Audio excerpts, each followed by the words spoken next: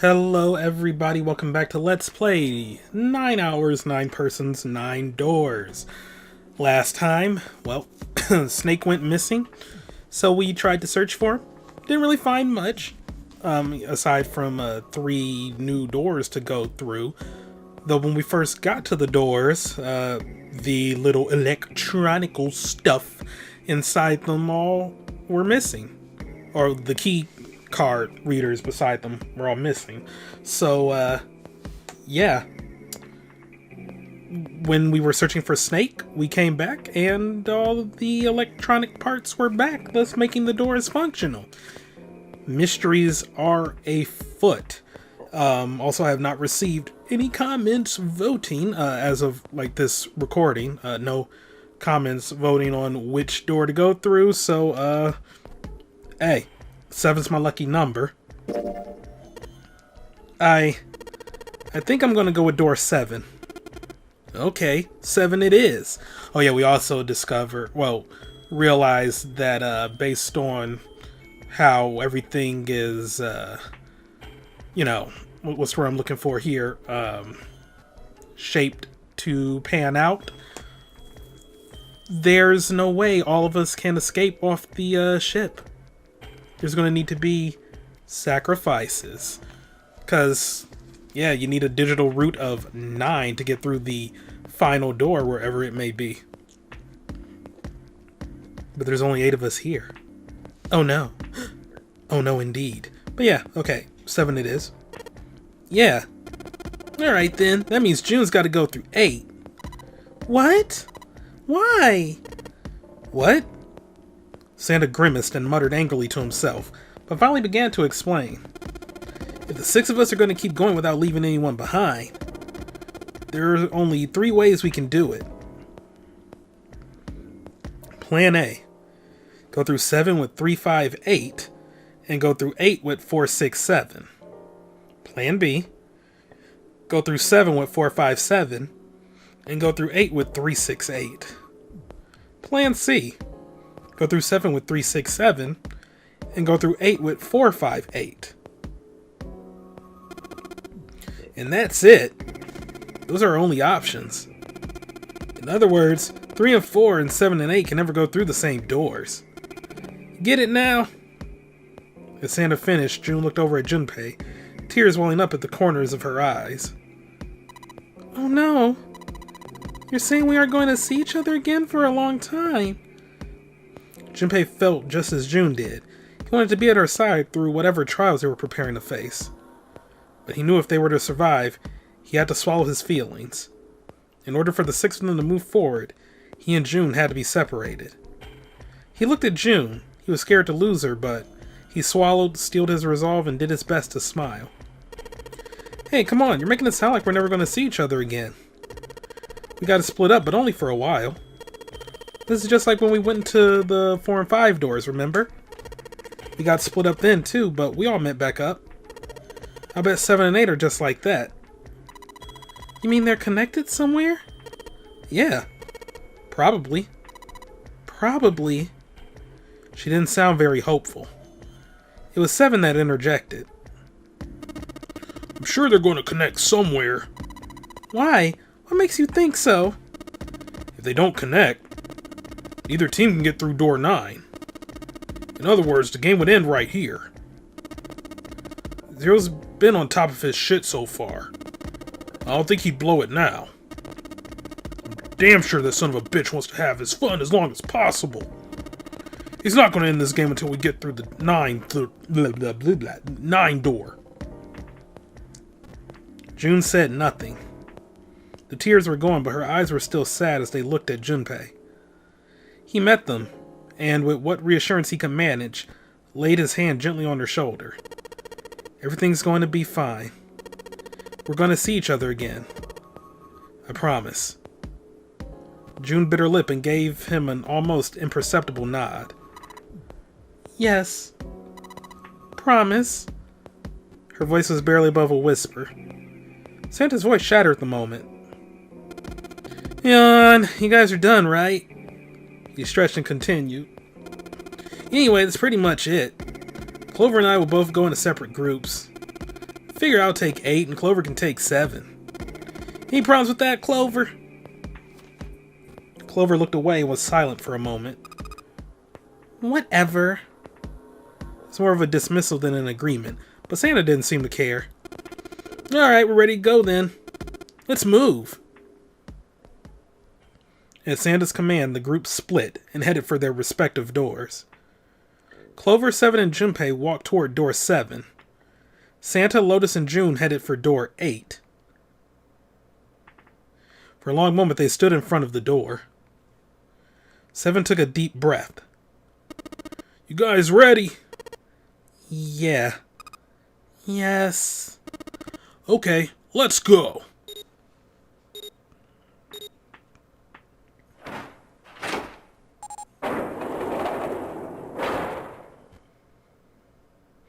The door had opened. A narrow hallway stretched out before them. 7 and Clover leapt through the door. The moment they did, their bracelets beeped. The detonators in the bracelets had been activated. Junpei stepped forward to follow them. But as he was about to step over the threshold, he stopped. He looked to his right, toward door 8. June stood there, a mirror image of Junpei. She turned and looked toward him. Their eyes met. They nodded. Their farewell took almost 1.5 seconds. Then someone took hold of Junpei's arms and hauled him bodily through the door.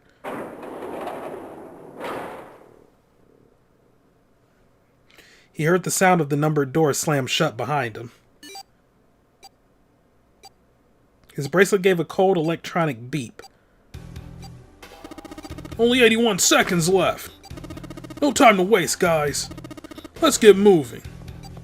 7 led the way down the hallway. Junpei and Clover followed him as fast as they could. After what seemed like far more than 81 seconds, they reached the end of the hall. To the left of a wooden door, they found the dead. There was no time to rest or catch their breath. All 3 slammed their hands in quick succession over the scanner panel on the dead.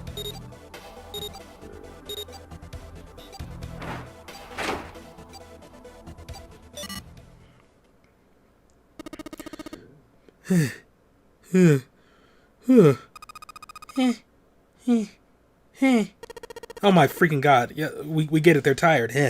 Still trying to catch his breath, 7 leaned heavily against the wall. It stopped. It stopped.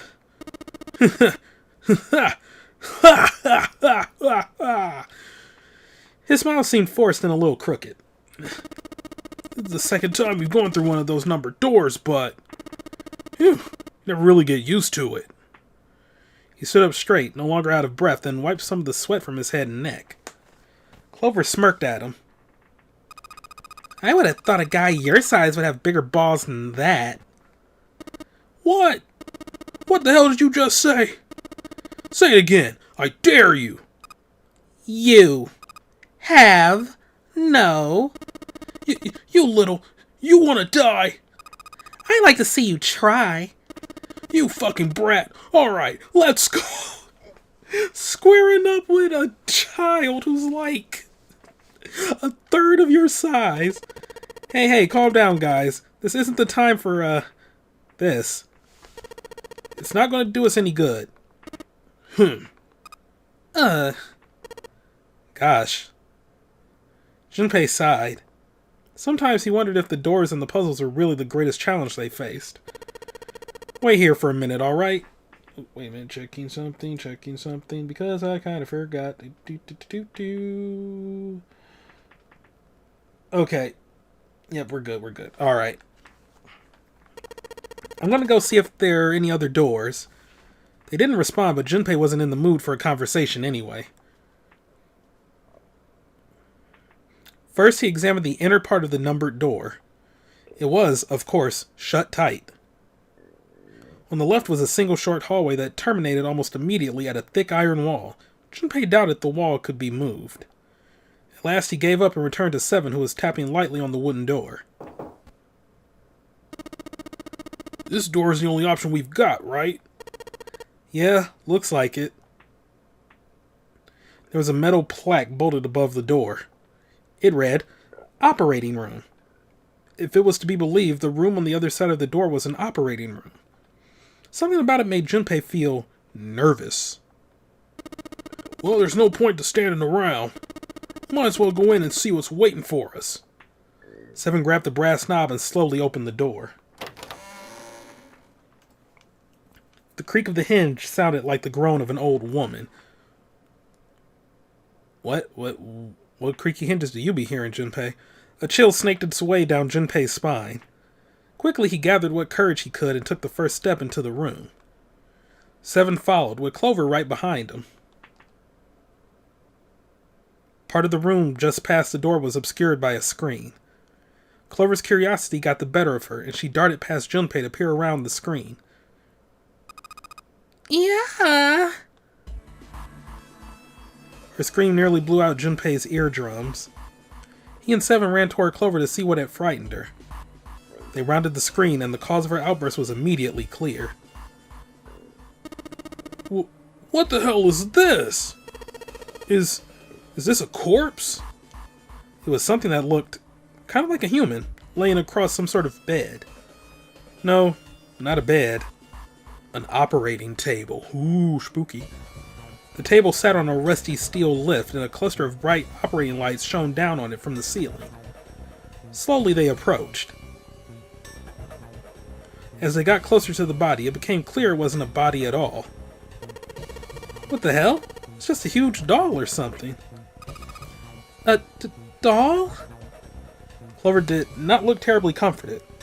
Slowly she approached the operating table and looked as intently as possible, from as far away as possible, at the thing. Phew. Junpei could see her relax. You're right. It's only a doll. Man, it really scared me. She heaved a great sigh of relief and wiped a few drops of sweat from her forehead. Seven smirked. Huh. Well, I guess it would have been weird if you actually had any balls. Shut it! Don't you start with me, fatty! Hey, Clover. No fat shaming. Oh, what's this? You want a piece of me short stuff? Yeah, bring it on, you whale! Hey, guys, not again, okay? Seriously, knock it off. Junpei sighed and shook his head. Anyway, it looks like he's got something the two of you could stand to have a little more of. I'm talking about a heart.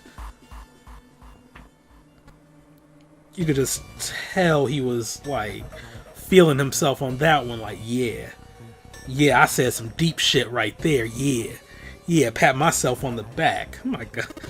Huh? Oh, this? You mean on his chest? Yeah. It was set a little higher than normal for a human body, but from the shape of the organ, there can be no doubt that it was a heart. Why would there be a heart in a doll? I don't think it's a doll. I think maybe it's like a medical mannequin or something? Or maybe it's got more personal uses. Seven's grin was more than a little perverted. Clover glared at him. Anyway, how about we take a look around this place? Let's go. Okay. Sure thing. It is not a blow-up doll. Seven. You should be ashamed of yourself. Good lord, we got a lot here. Okay, alright, but yeah, I think this is the point where the escape rooms start getting a little more involved. I also don't think I've ever did the operating room one, so this will be interesting. These dolls are really kind of creepy, you know. Hey, it says something here. John. Oh, John. You think that's this doll's name? Maybe? This thing is creepy. Wonder why it's on the bed. Like John Doe? Hey, wonder what this thing is. It says KG on the display. You think maybe it's a scale? Can I look at it? Sort of lid on this thing? Why don't you try opening it? Can't. There's no handle. Can't get under it with my nails either. Okay. What's on this table? Oh my goodness. They use these for surgery, right? Let's see, syringes, cups, a plate. There's a sort of scissor-ish thingy. Alright, well, kosher forceps. Kosher? Because kosher is SH, whatever. Are those scissors? They look kind of funny. No, that's probably a pair of kosher forceps. Surgeons use them during operations. They can hold blood vessels shut and keep tissue out of the way. You can use it to pull stuff out of small holes or something like that. Ever judge a book by its cover? Boy knows his shit. You take off the lid, why not? Ew! Some kind of device attached to the bed. It says KG on the panel. Is this a scale? Another medical mannequin? From the looks of it, this one's a chick. She has a name too. Lucy. Poor thing. Looks like Miss Lucy only has a head and a left arm. Maybe we're supposed to gather all her parts. Okay. Dang, Lucy. She has it rough. What's this thing? It's got these short iron legs. Maybe it's a heater. There's nothing inside it. What'd that be? A fake chest. Ew, that's gross. That's the chest. It's a woman's chest. Heart's gone, but it's pretty hot. 7. Please stop being horny. If that kind of thing turns you on, 7, you're a real creepo. Like, now is not the time, 7. Maybe you're supposed to heat something like that gauze to kill the bacteria. There's a boiling thingy over there. There's nothing on the lid or in the drawers. There's a lot of different kinds of medication. It's hard to tell them apart.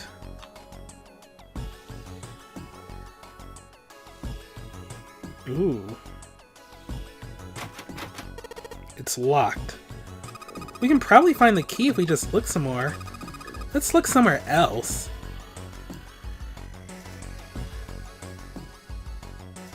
Two other doors. Looks like it's locked. Guess we're gonna need a key for this one. I think that's where we came from. Yup. This door we came through. And out there's the numbered door. I'm pretty sure I don't need to tell you that the numbered door is a one-way deal. So, you're saying there's no point to going back there, huh? And they're nodding. Awesome. Another table. Well, I mean the one highlighted thing. A scalpel that's not rusty. Seems like it was put here for a reason, huh? Think it's telling us to cut something? Yeah, I do.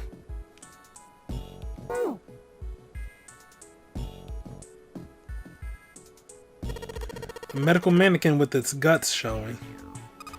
Ew! Gross. Hey, Junpei! There's a slit in this thing's chest. Yeah, sure is. There's something in there. Maybe we can get it out. Here. Damn it! Stinking thing won't budge. It's stuck. Well, I guess you can't use force on this one then. We need something small that can fit into that little hole. Well, I got just the thing. Seeing this thing's internal organs, if we had something that could fit into those cracks, maybe we could take out some of the internal organs. Oh, no. The forceps. There we go. So we took the organ thingy out of the chest thingy. It's a lung, not an organ thingy. Huh? This part here on the back gets all rubbery. You're right. So it's a fake organ. Of course it'd be. Wait, what's Seven grabbing it for? Hey, it feels like there's something in here. You think we can cut through the rubber part?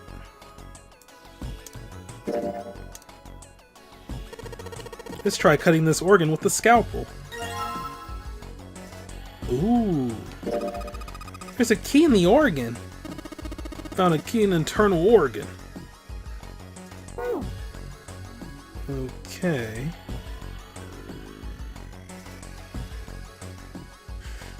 I just wonder which door it's used for. Cool, it's unlocked. Is it used for both of them?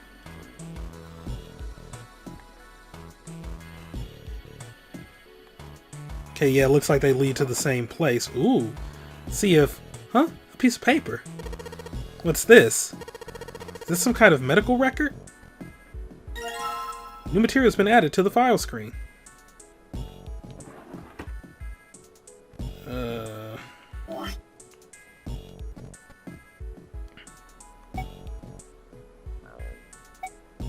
Okay, the medical record. John 51.3 kilograms, Lucy 53.2 kilograms.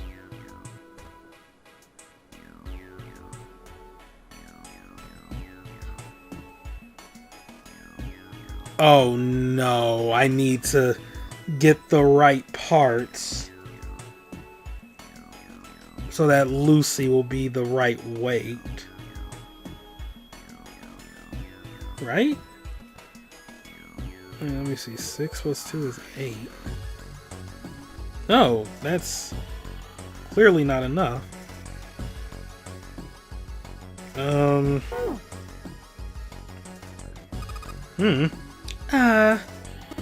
What the hell are you doing? Don't you want to get out of here? I'm tired.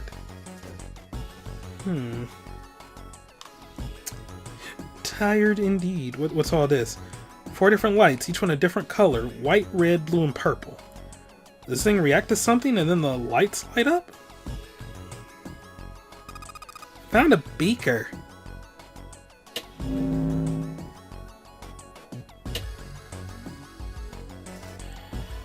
Okay.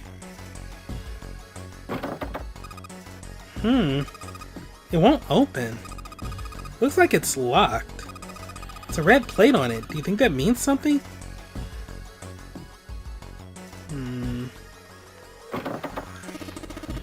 And this one has a blue plate. Can't interact with the plates directly. And then we have a purple plate.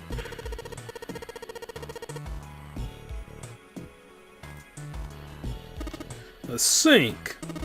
The doctors and nurses probably washed their hands here before an operation. Nothing suspicious here.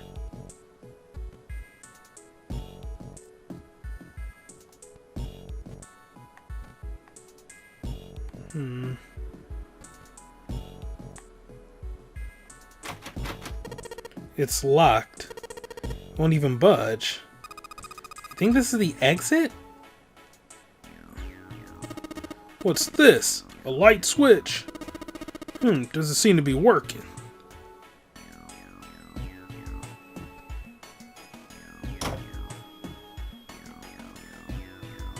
Oh boy. Oh, okay, so that unlocked that. Oh.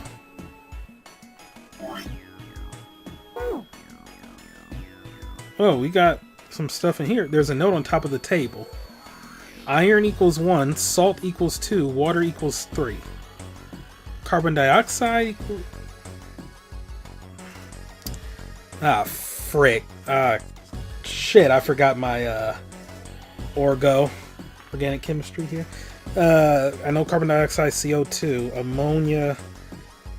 Fool, I do not even remember. Ethanol. Oh my god. I can't remember. What do you think this is a hint for? Maybe it's got something to do with this box. So, carbon dioxide.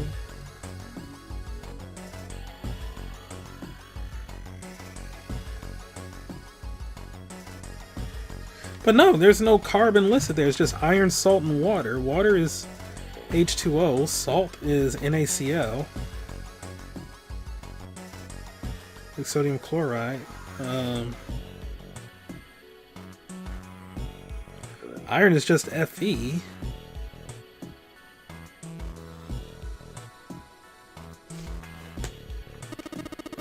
Look at the first line. Maybe question mark represents a number? Well, I got some blue stuff. Try pouring some out into the cap. See any reason why not? What's that? It's bright blue. You think it's alien blood? Where the hell did that come from? What do you think it is, Seven? I don't know, some sort of special bath soap? Ugh, what a boring guess. Alright, so we got some blue stuff. Got some red stuff. Can't wait to find some purple stuff. And oh yeah, Sunny Delight. Hey Junpei, you think there are any slugs on this ship? Well, if there are, I was thinking we could put salt on them. What's she pointing at? The label states NaCl. Salt, huh? You think Seven will show up if we put it on him? Hey, you say something.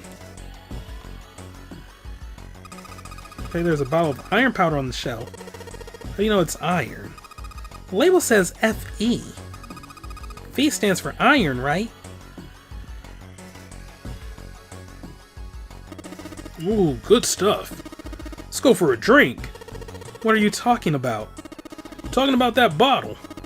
It says C2H5OH, right? So 2 parts carbon, 5 parts hydrogen, and then oxygen hydroxide.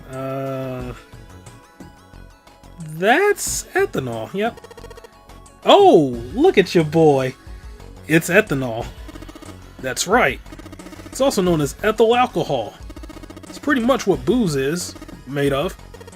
So you're gonna drink it. Nah, I won't. I might say that's what it is on the label, but there could be anything in there. Something stinks. Is it coming from this bottle? It says NH3. Oh, okay, so that's ammonia. Nitrogen, trihydride, yeah. Well, that of course stinks. It's ammonia.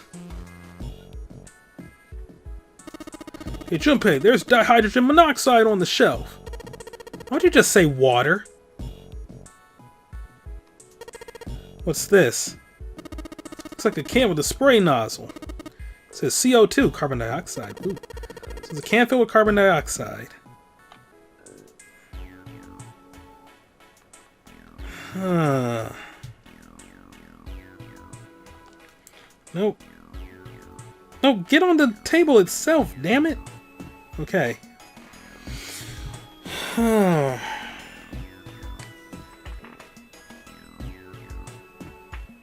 Iron is 1, salt is 2. Oh, because the part... Oh.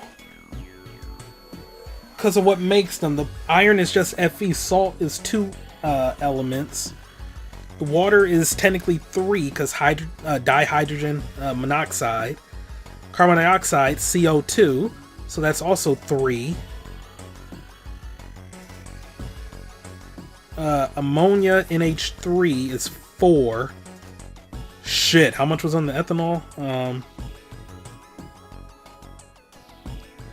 So 3, 4, and...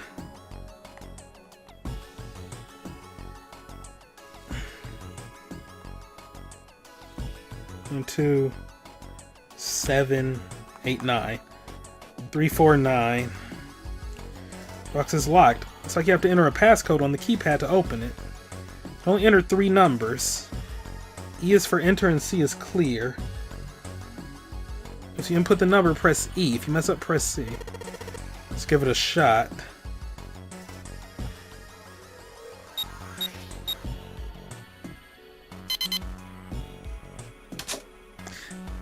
I was right.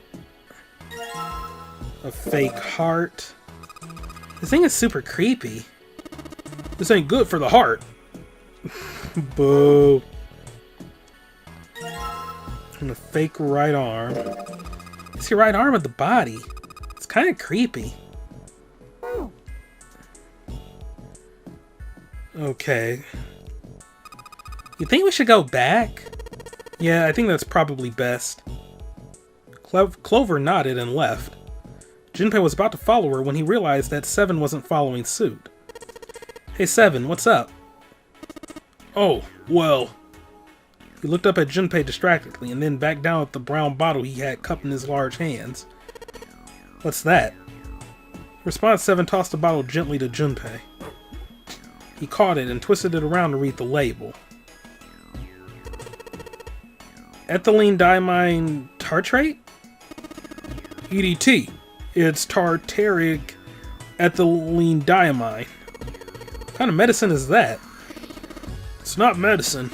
I think it's an industrial strength detergent. Why would they have something like that here? Well, probably to clean stuff up. Clean what up? Like blood? Bodily fluids? Fuck if I know. Still. Looks like it's cleaned my brain up. Junpei looked up from the bottle. You remember something? Seven nodded slowly and spoke. Well, I remember a story about EDT. It happened about 50 years ago. There was this factory somewhere in America making big old EDT crystals. They're making it to sell as an industrial strength cleaner, like I told you before. But a year after the factory started up, something strange started happening with the crystals they were building. Water molecules started attaching themselves to the EDT crystals. This made them into a sort of mutation of the original crystals called a hydrate. Once the crystal turns into a hydrate, though, it's useless as a cleaner. The factory had to just dump the crystals as a hydrate. They were useless. But it didn't end there. After that day, the same thing started happening in EDT factories everywhere, even ones nowhere near that first American factory. They'd been making crystals the same way, with the same materials and the same equipment and environment. But now, all of a sudden, every single crystal they formed turned into a hydrate.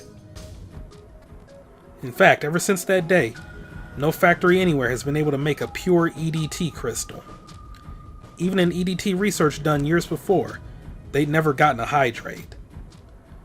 But after it happened at the first factory, it just spread. It was like, man, how you say it? You mean like it was infected with a virus or something? Seven shook his head. No, not like that. It spread like wildfire. Showed up in labs that were completely isolated from the rest of the world. It even started happening to crystals that were completely sealed up. It doesn't seem like it could have been a result of this stuff coming in contact with other samples. Then, well, I guess it was some sort of information. Like, the crystals were transmitting this information all across the world somehow? Oh, that was from, Seven. Alright. What information? How to make a new crystal. Something had to tell the stuff how to do it right. That's not how chemistry works, my dude. Like, you just whisper to the EDT in the tank. Hey, if you do this, you can take in water molecules. Come on, man, that's just... I mean, who is this someone anyway? Someone you can't see. Someone who exists all over the world. I mean, like, a god? Or maybe the devil? Seven grinned. And now Seven found out, like his amnesia now gone, he remembers that he was indeed a Jehovah's Witness. He's going to tell us about our Lord and Savior. As Junpei was trying to figure out what on earth he was going to say next, Clover's shrill voice pierced the room. Hey! What are you two doing over there? Stop wasting time and get over here. Okay, we're coming. Jeez. Seven looked at Junpei. Yeah, so anyway, that's the story. Might be useful someday. Don't forget it. With that cryptic remark, he turned and left the room. Junpei was left behind to ponder what he'd just heard. Information being transmitted invisibly. Could such a thing really happen? Well, thinking about that crap isn't going to help me right now. I need to figure out how to get the hell out of here first. He took a deep breath, tried to clear his mind, and followed after Seven. The more you know. Lucy. Oh, maybe I'm gonna need the chest first.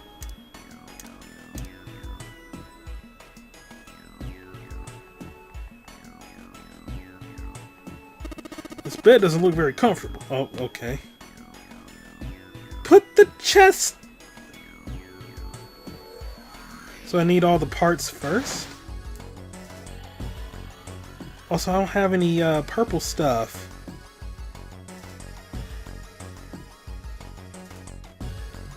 I got the red stuff, I got the... Oh, you can mix red stuff and blue stuff to make purple stuff. Duh. Okay.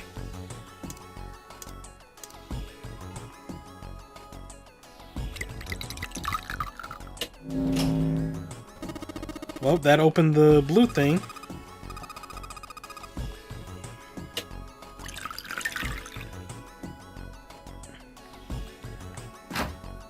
Ooh. A fake left leg. This is the left foot of the mannequin. You think I'm better? Oh, what? Do you think my legs are skinnier? Okay. Self-esteem is a bitch. Alright, let's use that red stuff. Okay.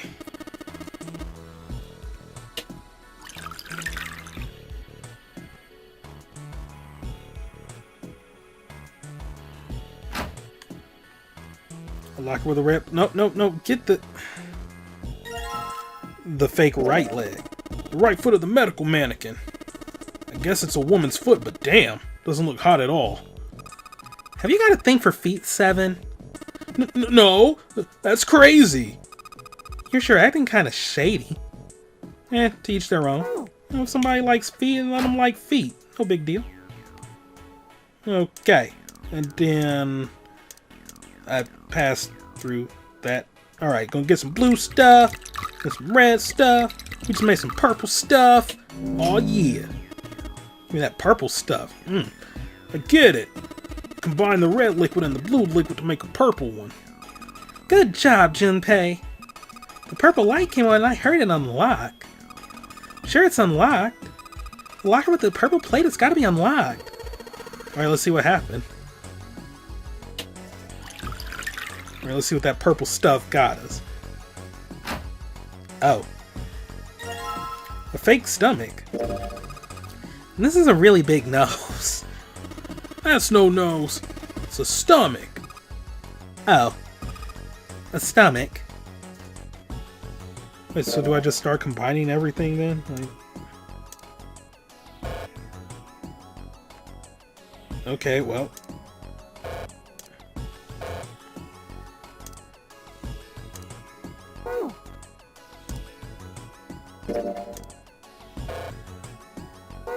Okay, so I just go back to the body then?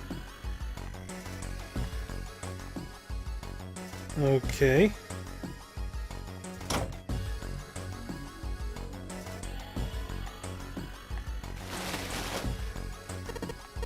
Okay, so we've collected the 6 parts of the medical mannequin.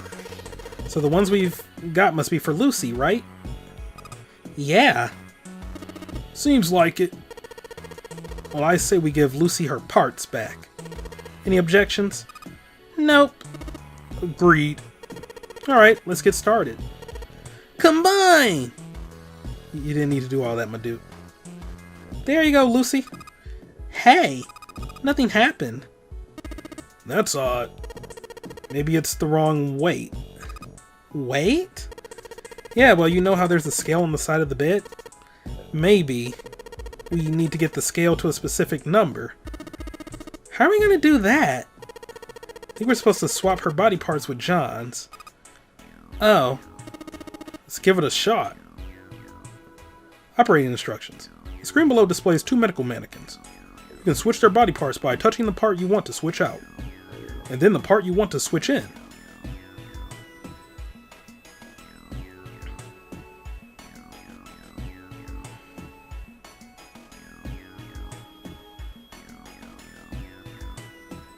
53.5.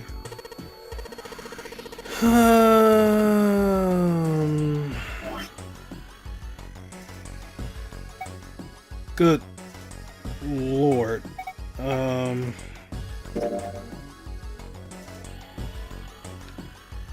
Shows their total weight.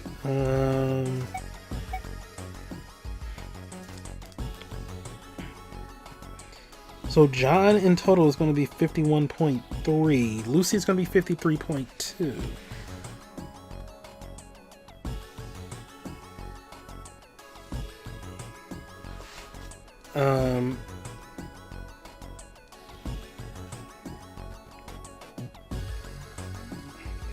Taking a picture just for like reference's sake, so I'm not like constantly going back and forth. Okay.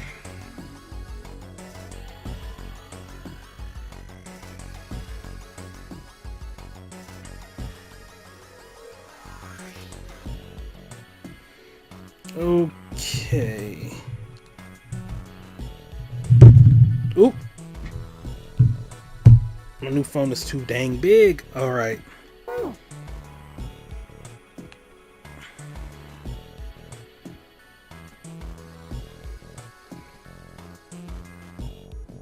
So the chest and torso seem to be right. Lucy's heart is going to be 2. His is going to be 2.3.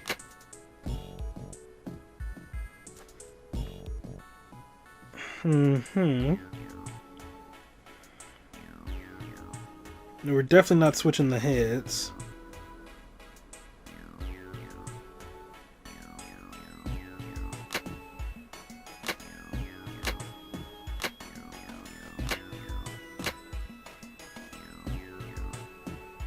His arm... Yeah, his arm is going to be 1.5. Alright, so their arms don't change.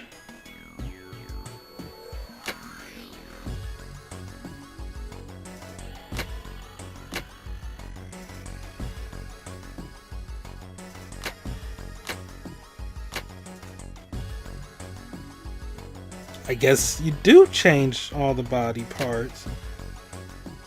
Oh, but he's 51.3. So it was everything but the heart?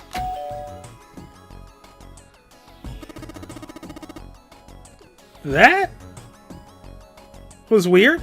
Hey Junpei, I just heard something. Came from John's operating table. You better check it out.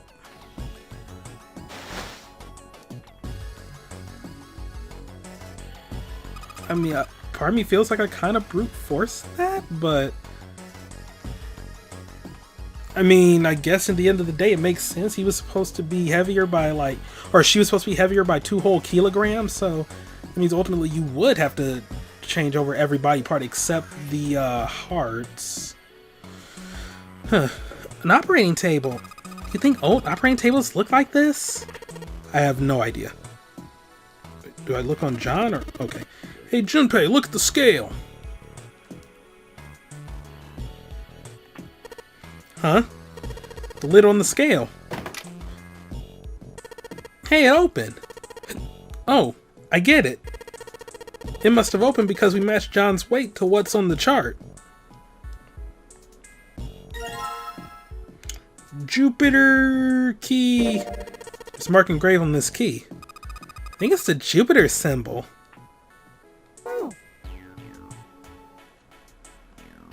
Wait. Oh, I got rid of the red stuff and the blue stuff, and I just kept the purple stuff.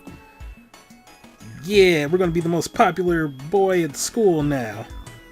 Because we got purple stuff. Alright, okay. Is this open now? Hey, hold on!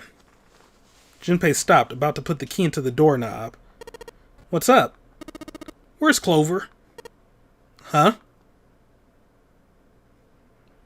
Junpei turned around. Clover was nowhere to be seen.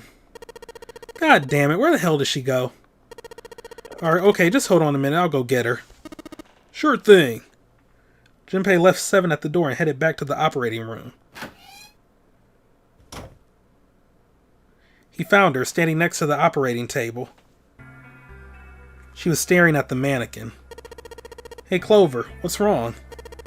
Come on, let's get out of here. She didn't respond. If she hadn't been standing up and breathing, Junpei might have thought she was dead. What are you doing? Do you want to come back here and say goodbye to John? It wasn't the best joke, but it was something. An attempt to lighten the mood. Clover didn't laugh. She stood stock still and said nothing. Hey Clover, can you hear me?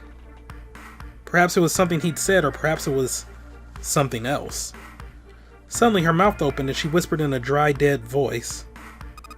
My brother might be dead. Huh? That's why we couldn't find him. If he's dead, I'm going to be next. Suddenly the operating room felt very, very cold. What are you talking about? What's wrong with you? He gave her a small shake, but she still didn't respond. The silence grew heavier. Let's just get out of here. You've got the key. Let's use it. That cool with you? Clover nodded, almost imperceptibly. Still, Junpei was glad to see she was at least somewhat responsive. Wow, you're really good at like helping someone out of a bad mood, Junpei. Like, what's wrong with you? Let's just go. He put his hand on her shoulder and guided her to the preparation room. As they arrived at the door, she suddenly stopped. I'm sorry. What was this? Why was she apologizing? Junpei wasn't sure what to make of her. Was she emotionally unstable because her brother had gone missing? I'm really sorry. Just forget everything I told you, okay? Don't worry about it. Really, I mean it. How can anyone pretend not to hear something like that? But something told him this wasn't the time to press the issue. Junpei gave her the warmest, kindest smile he could manage. Alright. Thank you. Her smile was weak. It was almost painful to watch.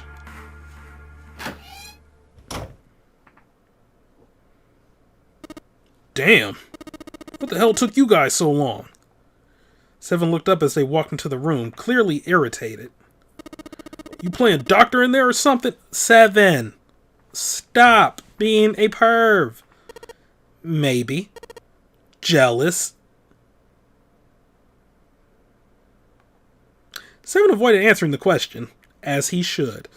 They stood in front of the door. Junpei took out the Jupiter key. Alright, I'm gonna open it now. Is that cool? You don't need to keep asking. Just do it, alright? Heh, fine then. He slid the key into the keyhole and turned it. He felt it unlock.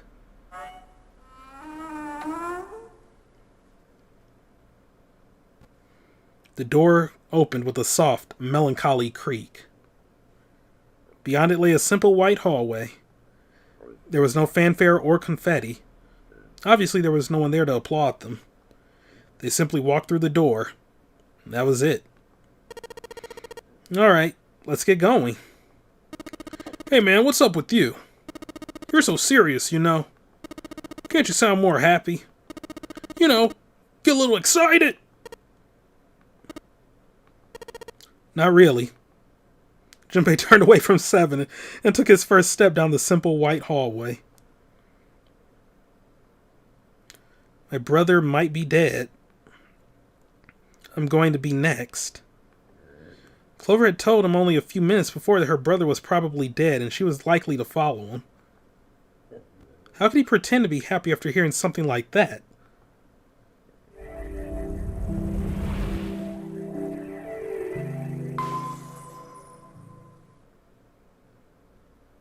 And on that note, we're going to end things off for today.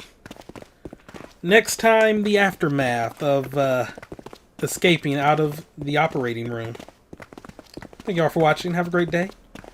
And I'll see you next time for some more Let's Play 999. 9 hours, 9 persons, 9 doors, 1 chilling statement from a sad girl. Goodbye.